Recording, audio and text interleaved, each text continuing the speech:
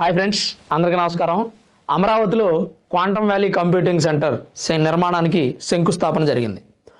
సుమారు 50 ఎకరాల స్థలంలో ఈ సంస్థ నిర్మాణాన్ని అయితే చేపట్టబోతున్నారు. ఆగస్టుకి నిర్మాణాన్ని పూర్తి చేస్తారంట. అయితే ఈ నిర్మాణాన్ని పూర్తి చేయడం కానీ లేదా అసలు ఈ కంప్యూటింగ్ సెంటర్ భారతదేశంలోని అత్యున్నతమైనటువంటి పెద్ద హబ్బు అమరావతిలోనే నిర్మించడానికి కారణాలు సెంట్రల్ గవర్నమెంట్. ఇప్పటి వరకు క్వాంటమ్ వ్యాలీ కంప్యూటింగ్ సెంటర్లు భారతదేశంలో అనేక నగరాల్లో ఉన్న అమరావతిలో నిర్మించేదే అతి పెద్దది, అమరావతిలో నిర్మించేదే ప్రత్యేకం. ఇక్కడి నుంచే భారతదేశానికి కానీ ప్రపంచంలోని కొన్ని దేశాలకు కూడా క్వాంటమ్ వ్యాలీ కంప్యూటింగ్ని అందించబోతున్నాం అని ముఖ్యమంత్రి పేర్కొన్నారు. అయితే సెంట్రల్ గవర్నమెంట్ యొక్క ప్రోత్సాహంతో, సెంట్రల్ గవర్నమెంట్ ఇచ్చేటువంటి నిధులతో దీని నిర్మాణాన్ని అయితే చేపట్టబోతున్నారు. తర్వాత కోట్ల రూపాయల విదేశీ పెట్టుబడులను ఆకర్షించడానికి కూడా ఇది సహాయపడుతుంది. అయితే ప్రస్తుతం 50,000 మంది విద్యార్థులు క్వాంటమ్ వ్యాలీ కంప్యూటింగ్ సెంటర్లో శిక్షణ తీసుకునేందుకు రిజిస్టర్ చేసుకున్నారు. భవిష్యత్తులో ఇది ఓపెన్ చేయబోయే టైంకి 10 లక్షల మంది విద్యార్థులు సిద్ధంగా ఉండాలని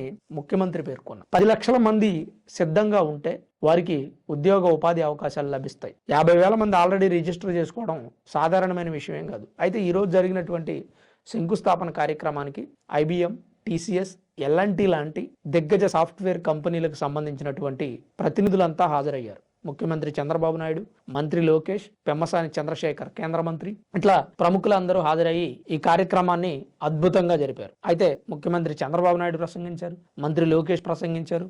ఈ కార్యక్రమానికి చీఫ్ గెస్ట్ గా కేంద్ర సాంకేతిక సహాయ మంత్రి జితేంద్ర సింగ్ పాల్గొన్నారు.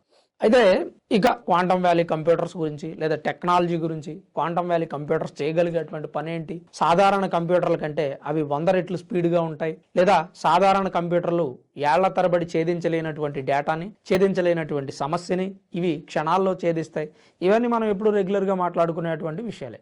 పైగా కంప్యూటర్స్ గురించి మాట్లాడుకోవడానికి, కంప్యూటర్స్ గురించి విశదీకరించి చెప్పడానికి ఈ క్వాంటమ్ వ్యాలీ కంప్యూటర్స్ చేయగలిగేటువంటి పనులేంటి, అవన్నీ కూడా వేరే వేరేటువంటి ప్లాట్ఫామ్స్లో మీరు ఆ సమాచారాన్ని చూసుకోవచ్చు. కాకపోతే ఇప్పుడు మనం పొలిటికల్గా మాట్లాడితే ఏ రాజకీయ నాయకుడైనా ప్రజలు గెలిపించిన తర్వాత ప్రజలకు చేయవలసినటువంటి అభివృద్ధి కార్యక్రమం, ఉద్యోగ ఉపాధి అవకాశాలు కల్పించడం, పేదరికాన్ని పారదోలడం, మౌలిక వసతులు కల్పించడం, రాష్ట్రాన్ని అభివృద్ధి పదంలో నడిపించడం, రాష్ట్ర GDP పెంచడం, ఇలాంటి కార్యక్రమాలు చేసేటువంటి వ్యక్తులు ఏ పార్టీ అయినా ప్రజలు గెలిపిస్తారు. తప్పేముంది? ఇప్పుడు TCS, IBM, L&T లాంటి సంస్థలు మన దగ్గర పెట్టుబడి పెడుతుంది. గూగుల్ డేటా సెంటర్ వచ్చింది. కాగ్నిజెంట్ లాంటి సంస్థ వైజాగ్ లో పెట్టుబడులు పెడుతుంది. ఇంకా అనేక రకాలైనటువంటి సంస్థలు ఆంధ్రప్రదేశ్లో పెట్టుబడులు పెడుతున్నాయి. ఆంధ్రప్రదేశ్లో ఉన్నటువంటి కూటమి ప్రభుత్వం ఆ సంస్థల్ని పెట్టుబడులు పెట్టే విధంగా ఆకర్షిస్తున్నాయి. అలాంటి ఒక అద్భుతమైనటువంటి కార్యక్రమాన్ని చేయగలిగేటువంటి వ్యక్తి ఎవరైతే ఏమైంది, ఎవరిని గెలిపిస్తే ఏమైంది? గతంలో జగన్మోహన్ రెడ్డి గారిని గెలిపించారు. గెలిపిస్తే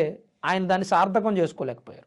ఎందుకంటే మేబీ అతనికి ఉన్నటువంటి అనుభవం తక్కువ అవ్వచ్చు, లేదా ఆ పార్టీ నాయకులు మాట్లాడేటువంటి భాష, ఆ విధి విధానాలను బట్టి, లేదా ఆ పార్టీకి ఉన్నటువంటి వ్యూహాలను బట్టి, లేదా ఆ పార్టీ భావజాలాన్ని బట్టి కేంద్రంతో పెద్దగా స్నేహం ఏర్పడలేదు. పైగా కేంద్రంలో ఉన్నటువంటి అతిపెద్ద పార్టీ BJP, TDP, జనసేన కలిసి కూటమిగా ముందుకు వెళ్ళాయి. అందుకని అభివృద్ధి అనేది ఏపీలో సాధ్యం అవుతుందేమో, సాధ్యం చేసి చూపిస్తారేమో. ఇక్కడ ఏ రాష్ట్ర ముఖ్యమంత్రి అయినా ఆ రాష్ట్ర అభివృద్ధి కోసం కేంద్రానికి విజ్ఞప్తి చేయాల్సి వస్తుంది. రాష్ట్రంలో వచ్చేటువంటి నిధులు సరిపోక కేంద్రం నుంచి కొంత నిధులు తీసుకోవాలి. అలాగే ప్రపంచ బ్యాంకుల నుంచి అప్పుగా తీసుకోవాలి. ADB, ఆసియా డెవలప్మెంట్ బ్యాంక్ నుంచి కూడా ఇప్పుడు మన కూటమి ప్రభుత్వం లోన్లు తీసుకొని ఆ వర్క్ ఏదైతే కంప్లీట్ చేయాలో దాన్ని చేస్తున్నారు. తద్వారా కంప్లీట్ అయిన తర్వాత పెట్టుబడులు వస్తాయి, బ్యాంకు లోన్లు తీల్చేస్తారు.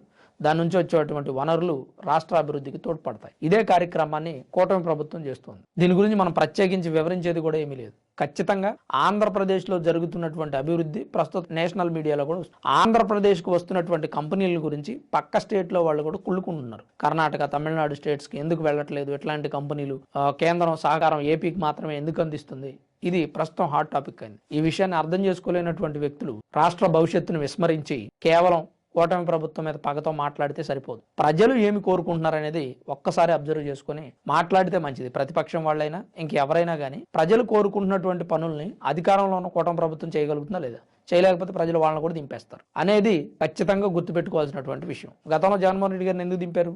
ఆయన అభివృద్ధి చేయలేదు, కంపెనీలు లేవలేదు, ఉద్యోగ ఉపాధి అవకాశాలు కల్పించలేదు. ఎగ్జాంపుల్ కూటమి ప్రభుత్వం అధికారంలోకి వచ్చిన తర్వాత మెగా డిఎస్సి వదిలేరా? తర్వాత గ్రూప్ 2 ఉద్యోగాలు వదిలేరా? ఇప్పుడు మళ్ళీ మెగా డిఎస్సి సీజన్ 2 వదులుతా అంటున్నారా? అంటే ఉద్యోగాలు ఇవ్వడంతో పాటు అభివృద్ధి కూడా కావాలి. ఈ రెండు వస్తే సంక్షేమ పథకాలు వద్దు అంటే అబ్బా అవి మాకు ఖచ్చితంగా కావాలి, సంక్షేమ పథకాలు ఇస్తేనే ఓటేస్తాం, ఇవన్నీ మాకు ఆఫర్లు అంతే అనే విధంగా ప్రజల మైండ్ సెట్ ఉంది. మరి కేవలం సంక్షేమ పథకాలు ఇచ్చి మిగిలిన వాటి అన్నింటినీ మర్చిపోయినటువంటి వైఎస్ఆర్సీపీ పార్టీని ప్రజలు ఓడించారు. ఇందులో పెద్దగా మనం ఎక్స్ప్లెనేషన్ చేసి చెప్పుకోవడానికి కూడా ఏం లేదు, ఈజీగా అర్థమైపోయేటువంటి విషయం. మరి ఈ క్వాంటమ్ వ్యాలీ కంప్యూటింగ్ సెంటర్ గురించి మీ అభిప్రాయం ఏంటి, మీరేమనుకుంటున్నారు అనేది కామెంట్ రూపంలో తప్పకుండా తెలియజేయండి. Thanks for watching this video. This is Ram signing off సన్మన్ studios.